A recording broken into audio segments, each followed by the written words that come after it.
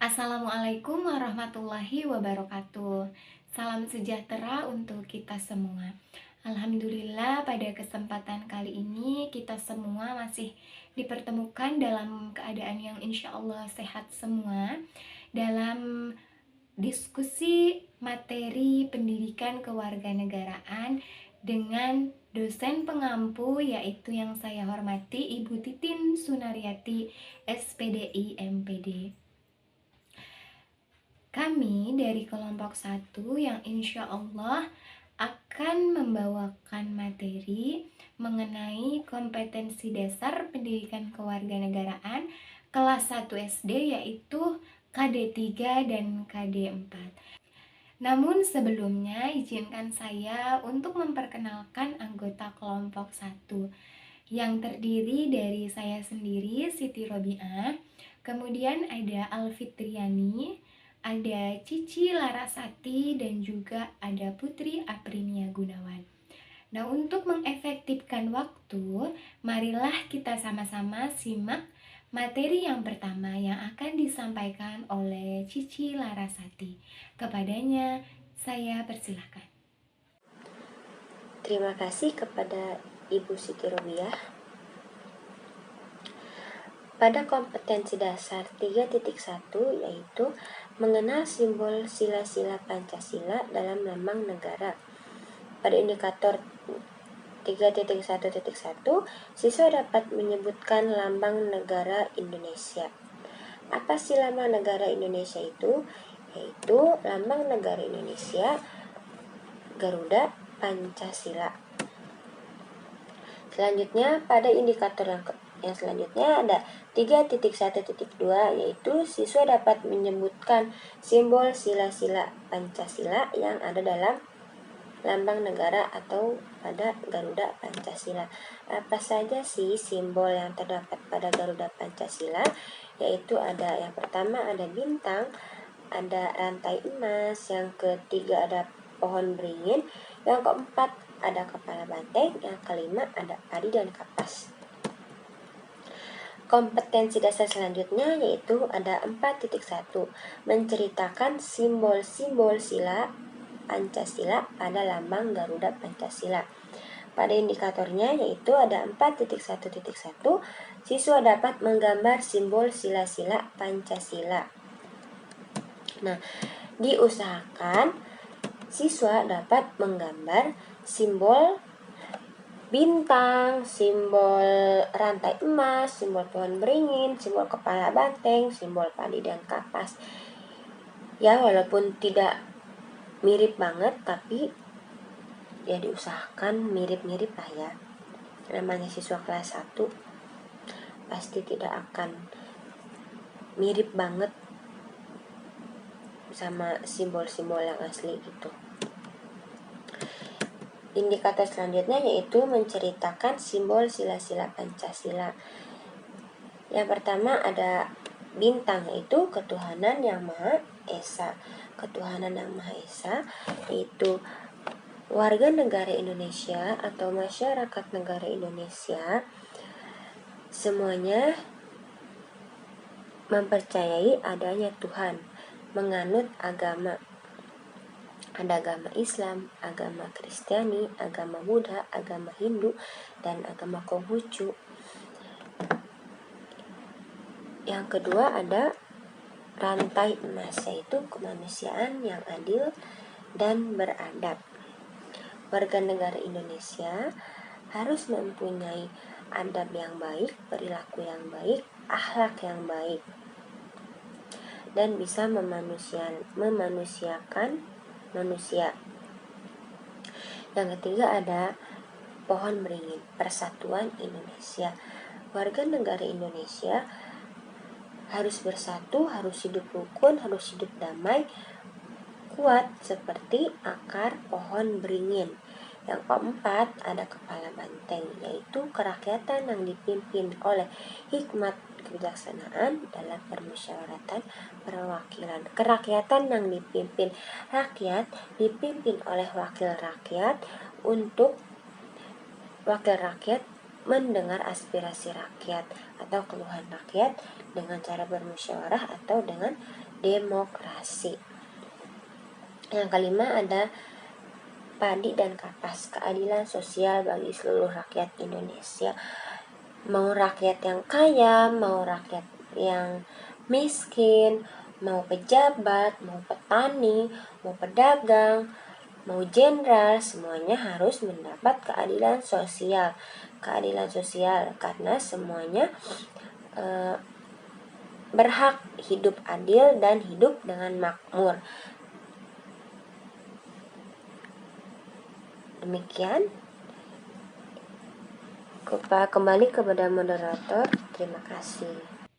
Terima kasih kepada Cici Larasati. Untuk materi selanjutnya adalah dari Saudari Alfitriani. Kepadanya saya persilakan. Baik, terima kasih atas waktunya. Berikut kompetensi dasar 3.2 mengidentifikasi aturan yang berlaku dalam kehidupan sehari-hari di rumah. Indikatornya 32.1 siswa mampu memahami aturan yang berlaku dalam kehidupan sehari-hari di rumah. 32.2 siswa mampu menyebutkan macam-macam aturan yang berlaku dalam kehidupan sehari-hari di rumah. 32.3 siswa mampu menjelaskan akibat tidak mematuhi aturan yang berlaku dalam kehidupan sehari-hari di rumah. Lalu 32.4 siswa mampu menunjukkan sikap patuh terhadap aturan yang berlaku dalam kehidupan sehari-hari di rumah.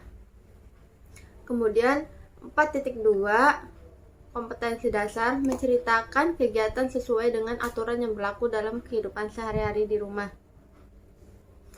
Indikatornya 42.1 menyimpulkan kegiatan apa saja yang sesuai dengan aturan yang berlaku dalam kehidupan sehari-hari di rumah.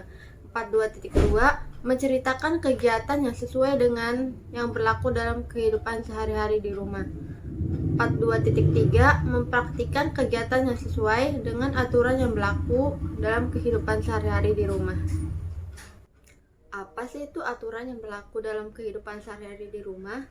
Yaitu peraturan-peraturan yang harus dilakukan oleh setiap anggota keluarga untuk menciptakan keharmonisan di rumah, baik kakak, adik, ibu, ayah. Berikutnya, macam-macam aturan yang berlaku dalam kehidupan sehari-hari di rumah. Misalnya, bangun pagi, merapikan tempat tidur, mandi, membantu pekerjaan orang tua seperti mencuci piring, menyapu. Alasan harus mematuhi aturan di rumah, yaitu kita harus mematuhi aturan untuk menciptakan keluarga yang harmonis, rumah menjadi rapi, dan hal ini karena seluruh anggota keluarga berhak patuh dan menjalankan aturan di rumah sesuai dengan kewajiban dan tanggung jawab masing-masing. Lalu yang terakhir, akibat tidak mematuhi aturan di rumah. Jika kita tidak mematuhi aturan di rumah, maka rumah menjadi berantakan, tidak rapi, dan kena marah ibu. Sekian, kembali kepada moderator. Terima kasih kepada Alfitriani. Untuk materi selanjutnya akan disampaikan oleh saya sendiri. Untuk materi selanjutnya yaitu KD 3.3 dan juga KD 3.4. Untuk KD 3.3 yaitu mengidentifikasi keberaneka-ragaman karakteristik individu di rumah. Untuk indikator pengembangannya ada KD 3.3.1 yaitu siswa mampu memahami arti karakter pada manusia dalam lingkungan keluarga. Seperti yang kita ketahui bahwa karakter adalah ciri khas atau ciri khusus pada manusia. Setiap karakter ini biasanya berbeda-beda. Nah, kita sebagai tenaga pendidik harus mampu menjelaskan arti karakter dengan mudah kepada peserta didik, sehingga anak-anak dapat memahami apa itu karakter dan apa itu karakter yang berbeda-beda dengan cara yang lebih sederhana, namun mereka dapat dengan mudah memahaminya. Untuk selanjutnya yaitu indikator 3.3.2, di mana siswa mampu menyebutkan ciri khas masing-masing dalam keluarga. Nah, ciri khas masing-masing dalam keluarga ini dapat dilihat dalam indikator selanjutnya, yaitu 3.3.3, di mana siswa mampu menyebutkan perbedaan fisik di lingkungan keluarga. Nah, perbedaan fisik ini merupakan suatu cara yang paling mudah untuk membedakan karakteristik setiap individu, baik itu di lingkungan rumah ataupun di lingkungan yang lainnya. Nah, karakter fisik ini dapat dilihat dari ukuran tubuh. Apakah ukuran tubuhnya itu kurus, gemuk, pendek, tinggi, itu dapat dengan mudah dilihat. Kemudian fisik juga dapat dilihat dari warna kulit dan juga dari bentuk rambut, misalnya apakah rambutnya lurus atau keriting. Nah, bentuk fisik ini merupakan suatu pembeda karakteristik satu dengan yang lainnya yang paling mudah untuk diamati dari anak-anak. Yang kedua itu indikator selanjutnya, yaitu 3.3.4, di mana siswa mampu menyebutkan perbedaan jenis kelamin di lingkungan keluarga. Nah, ini juga dapat dibedakan dengan mudah. Anak-anak pastilah sudah mengetahui jenis kelamin tiap anggota keluarganya, di mana misalkan ibu itu pasti berjenis kelamin perempuan, ayah itu pasti berjenis kelamin laki-laki, seperti itu. Indikator selanjutnya yaitu siswa mampu menyebutkan perbedaan sifat di lingkungan keluarga. Nah, mungkin untuk karakter sifat ini perlu lebih didalami lagi oleh siswa, di mana sifat dari anggota keluarga ini berbeda-beda dan harus diamati secara menyeluruh. Misalkan sifat dari seorang ibu itu pasti penyayang kepada anaknya. Sifat seorang ayah itu bagaimana? Itu harus dilihat lebih mendalam lagi.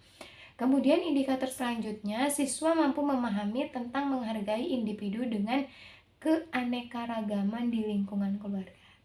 Nah, untuk memahami dan menghargai keanekaragaman ini, mungkin ini adalah hal yang perlu ditekankan lagi oleh tenaga pendidik, di mana kita sebagai seorang tenaga pendidik harus lebih menekankan kepada siswa bahwa setiap karakter individu itu pasti berbeda-beda, dan dari keberaneka-ragaman tersebut kita harus bisa saling menghargai supaya di lingkungan keluarga itu terdapat suatu rasa nyaman dan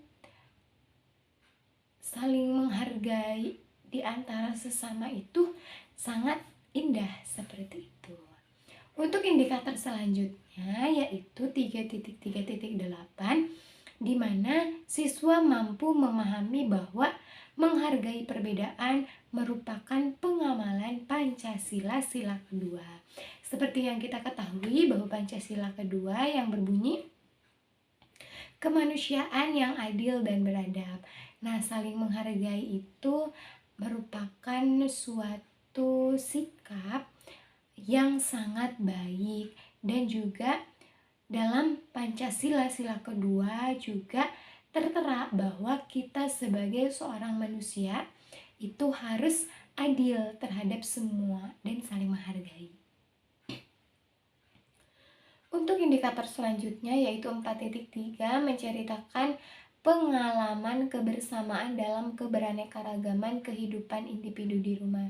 Indikator pengembangannya yaitu 4.3.1, di mana siswa nantinya akan disuruh maju ke depan untuk menyebutkan karakteristik di lingkungan rumah, baik itu dari segi fisik, jenis kelamin, dan juga kegemaran.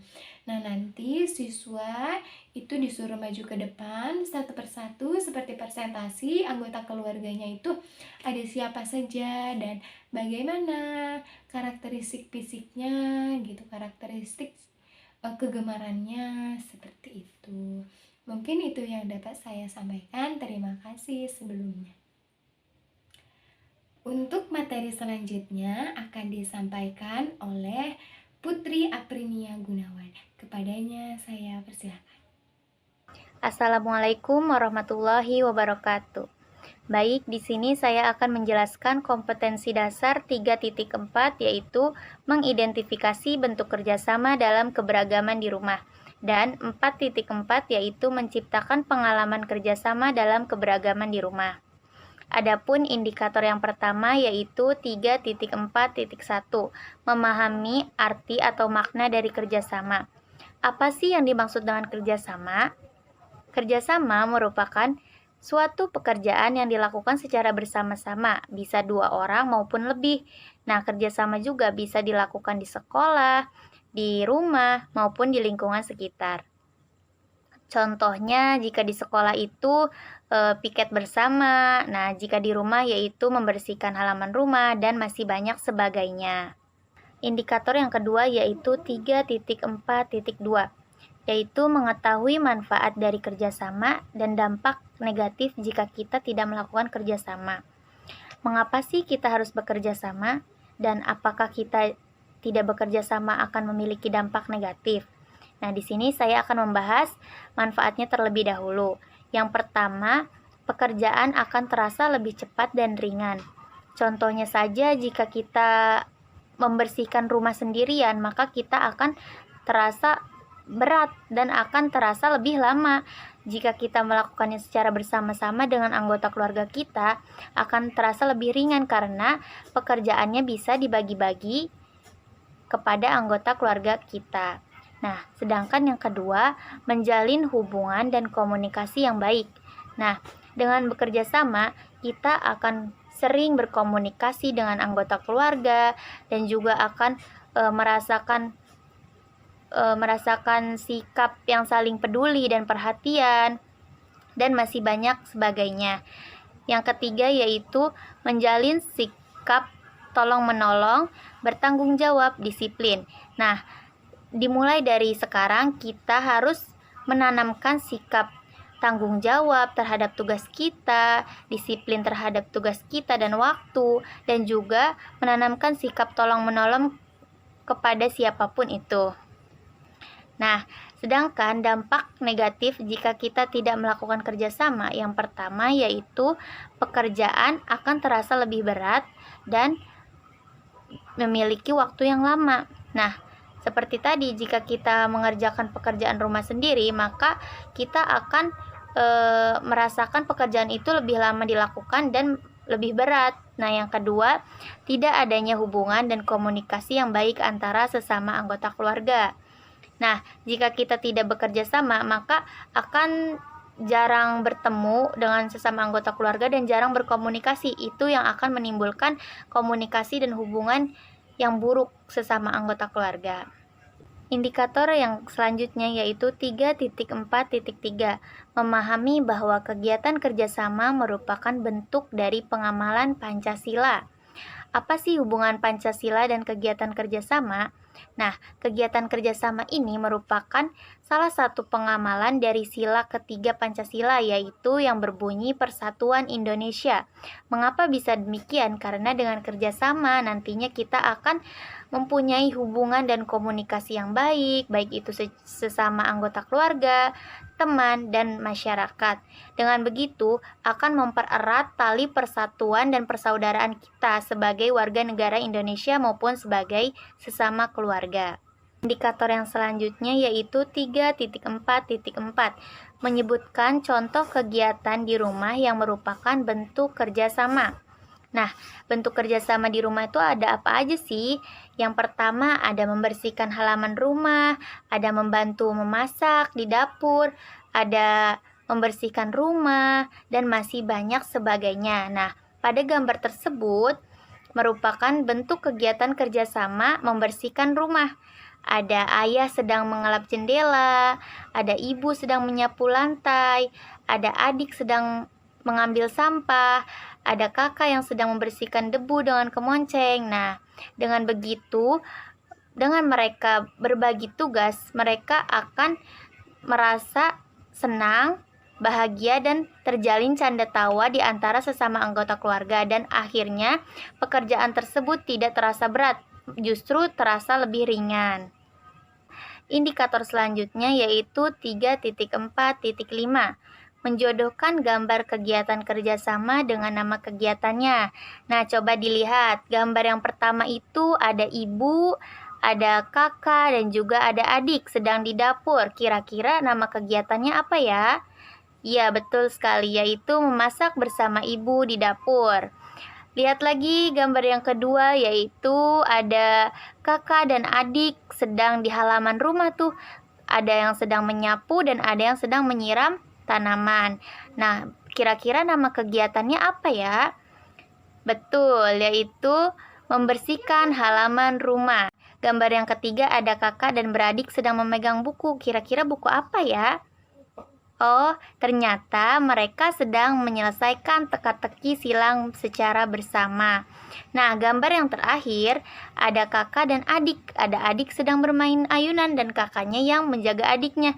Kira-kira nama kegiatan kerjasamanya apa ya? Betul, yaitu menjaga adik. Nah, indikator selanjutnya yaitu 4.4, menciptakan pengalaman kerjasama dalam keberagaman di rumah.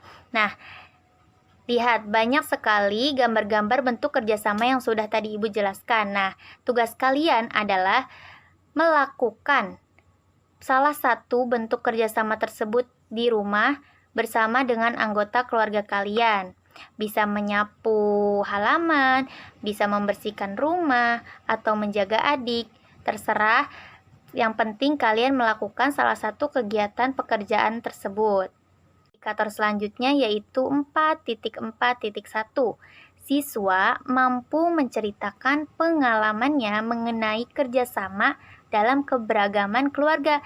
Nah, ini berhubungan dengan tugas yang tadi, yaitu kalian melakukan salah satu kegiatan kerjasama yang sudah dijelaskan, lalu kalian tulis dan kalian buat dalam sebuah cerita, dan kalian ceritakan di depan teman-teman kalian. Nah, segitu saja penjelasan dari Ibu dan tugas dari Ibu. Semoga kalian bisa memahami. Terima kasih. Wassalamualaikum warahmatullahi wabarakatuh. Terima kasih kepada Saudari Putri Aprinia Gunawan. Nah, untuk sesi selanjutnya adalah sesi pertanyaan. Kepada teman-teman yang ingin bertanya, saya persilahkan. Dilanjut ke acara diskusi. Terima kasih sebelumnya. Wassalamualaikum warahmatullahi wabarakatuh.